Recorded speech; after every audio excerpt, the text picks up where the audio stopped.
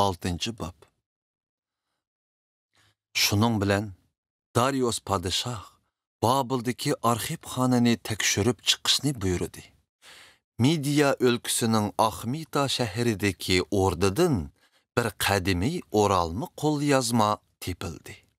Uningda mundaq putilgan edi. Yorliq.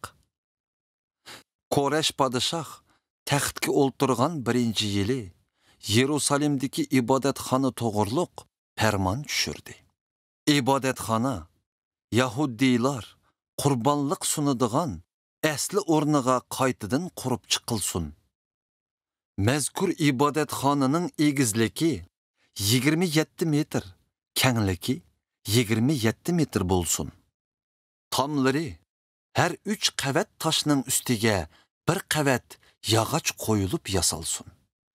Bütün xarajati ordu xazinasidan ajratilsin.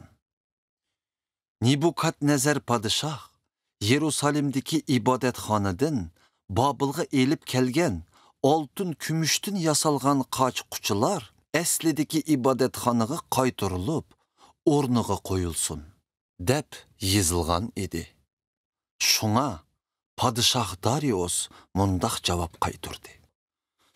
Firat daryosining g'arbidagi o'lkaning boshlig'i Tattenay, Shitar Bozinay ve bu ülkenin hizmetdaş emeldarlarıga sizler ibadetxonaga yaqinlashmanglar, ibadetxona qurilishig'a aralashmanglar.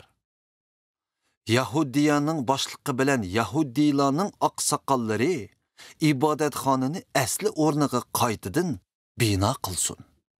Men sizlarning ularga yordamda bo'lishinglarni buyurayman. Quruluş to'xtab qalmasligi uchun ularning bütün xarajati Firat daryosining g'arbidagi o'lkaning o'rda xazinasiga kiradigan alvan yasoq kirimidan kechiktirmay ajratilsin.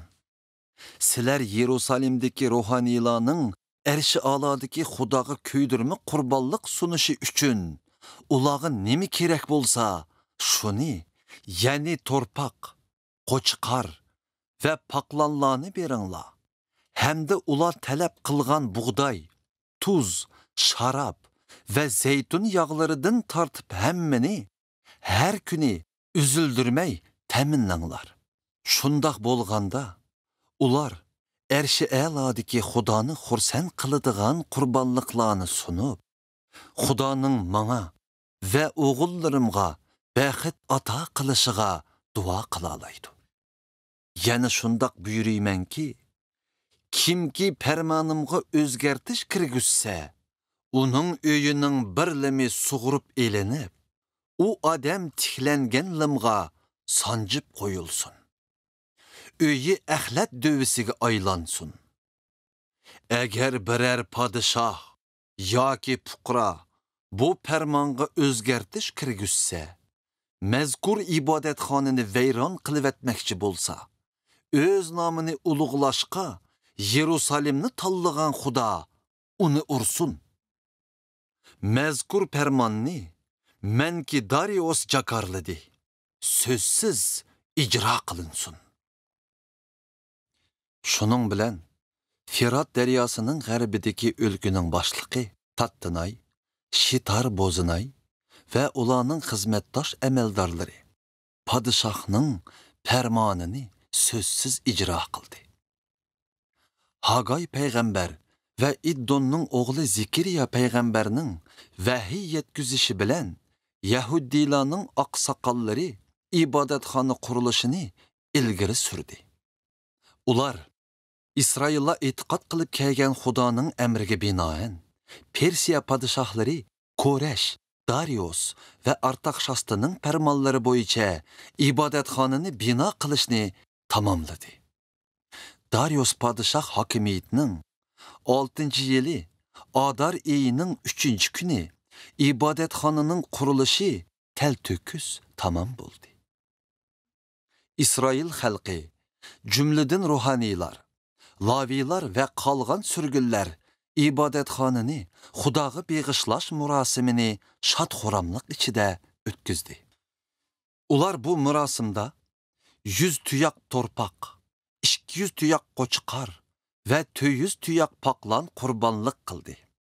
Yana 12 tekini İsrailiyaning 12 qabilasi uchun gunoh kechirilish qurbonligi qildi.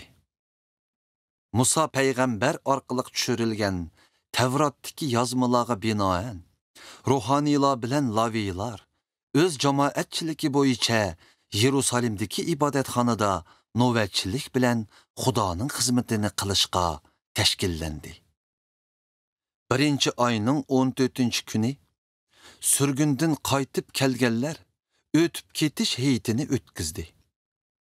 Bütün ruhaniylar ve laviylar özlerini pakladı. Ular paklanıp, barlıq sürgünle, xizmettaş ruhaniylar ve özleri üçün ötüp ketiş heytinin melini boğuzladı. Sürgündün qaytib kelgen İsraillar ve napak yolunu taşlap, Perverdigar, yani İsraillar etiqat qılıp kelgen Xudoga ibadet qıladigan, şu yerdeki Yahudi emaslarmu bu qurbonlik bilan g'izolandı.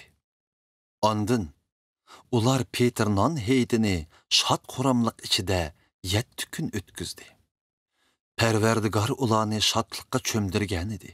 Chunki u Assur podshohining dilini yumshatib, İsraillar etiqat qilib kelgan Xudoning ibodatxonasini qaytadan bino qilishni qo'llatqizgan edi.